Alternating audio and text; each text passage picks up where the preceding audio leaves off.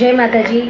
આજે આપણે ત્યાં જે દીકરી પધાર્યા છે તલોદ તાલુકામાંથી, એમના મમ્મી નથી, પપ્પા સાથે આવ્યા છે.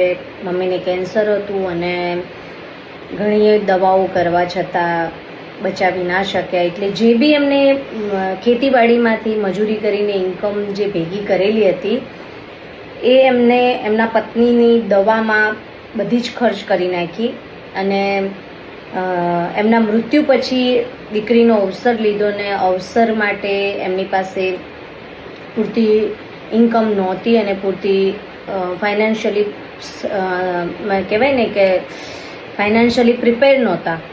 એટલે એમને ખબર પડી કે અહીંયા એક પેકેજ મળે છે બાય મીડિયા, સોશિયલ મીડિયા જ એમને જાણ થઈ કે વિડીયો જોઈને. તો આજે આપણે ત્યાં પેકેજ લેવા પધાર્યા છે અને આપણે એ દીકરીને પેકેજ આજે આપ્યું છે, જે કિરણબા રાઠોડ, વિંજોલ, અમદાવાદ, જેમના હસબન્ડની પુણ્યતિથિ છે. અજીતસિંહની પુણ્યતિથિ નિમિત્તે આ પેકેજ ભેટ મળેલ છે. તો બેન શ્રી કિરણબા રાઠોડનો હું ખૂબ ખૂબ ધન્યવાદ પાઠવું છું અને એમના હસબન્ડ જે અજીતસિંહ બાપુ છે એમને ભગવાન શાંતિ અર્પે એવી આપણે પ્રાર્થના કરીશું. અને એમના તરફથી આજે આ દીકરી જે પધાર્યા છે તલોદ તાલુકામાંથી, એમને આ પેકેજ ભેટ આપીશું. જય માતાજી. પેલી બાજુ તલોદથી આગળ. તલોદથી આગળ. અચ્છા, દીકરીઓ કેટલી તમારી? મારે બે દીકરી. બે દીકરીઓ છે. એક આ દીકરી પરણાવી દીધી. હા.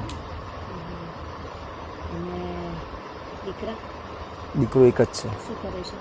ઘરે જ છે, બી ખેતી જ કરે છે મારી જેમ. હા, તો ઉંમરમાં મોટો હશે. 30 વર્ષની આસપાસ કરું. શું થયું હતું દીકરીની મમ્મી? એ તકલીફ હતી, જોરા કેન્સરની તકલીફ હતી. હા. કેટલો ટાઈમ થયો? 2 વર્ષ થવા આવ્યો. 2 વર્ષ થયા થવા આવ્યો લગભગ. અચ્છા. દીકરી આપણે શું કરે છે? એ બી ઘરે જ છે, ભણીને ઘરે જ છે. ક્યારે છે લગ્ન? લગ્ન હવે તારીખ 25/4. હા છે. ઘરે જ રાખ્યું છે? હા, ઘરે સમૂહમાં રાખી છે. સમૂહમાં છે. એ બાજુ થતા હશે સમૂહ? પ્રાતિક જોડે થાય છે. પ્રાતિક. આ ખબર કેવી રીતે પડી? હવે અમારે વિડીયો અમને જોયો હતો.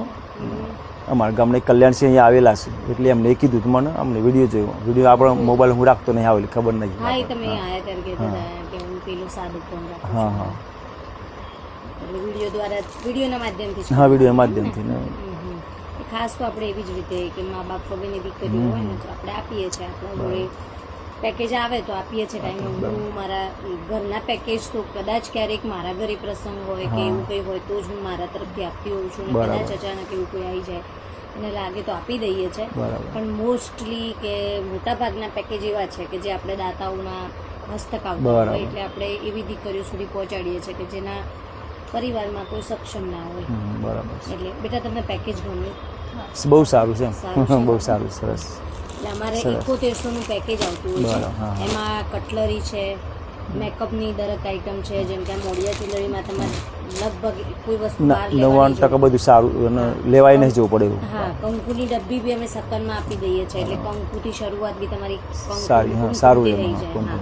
બેગ બી અહીંયા બધી લગાવેલી છે. જો અહીંયાથી ચોઈસ દીકરીને જ અમે કહીએ જે કલર ગમે પસંદ પાડીને લઈ લો. બરાબર. સાડીઓનું બી કલેક્શન અમે દીકરીને પસંદ પડે ને એમ જે અમારા પેકેજમાં આવતું હોય એ રીતનું અમે સાડીઓનું કલેક્શન બી દીકરીને ચોઈસનું જ આપીએ છીએ.